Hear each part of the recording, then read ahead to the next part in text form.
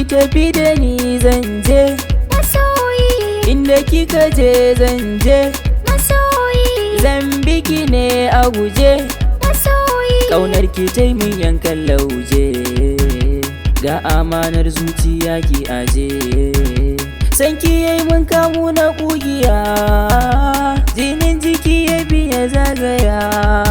soyayya ta jani ta kai ni ga kauna furen soyayya zan baki ga guri zauna masoyi sai aka ji burina abokani za ka ga kauna ranar da za ka zama angona abban yara na mai ɗakina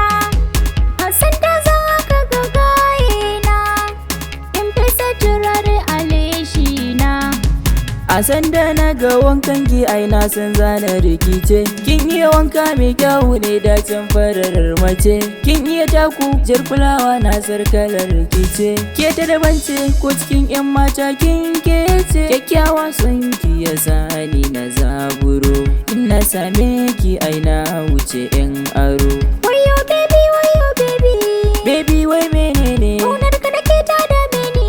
baby kin same ni mashin kaunar kai soke ni baby ni ma ya soke ni kaunar ka zuciya ta yi zalalo masoyi ta shiga ta yi alalo ina ji zan maka umbumbu me sona kin ɗi mauta ni da kaɗan na faɗa rami kalaman ki na gigita ni ga baby na sun san ke ce baby na ga hubbi na sakon zuci fiska ta nuna na sake makalin zamina lallai kin yo mini ƙarshen ƙauna zan so fa ka kalli idona na kalla na hango ƙauna baby na annurin raina duk inda na je nisan tafiya zan dawo gare ki masoyiya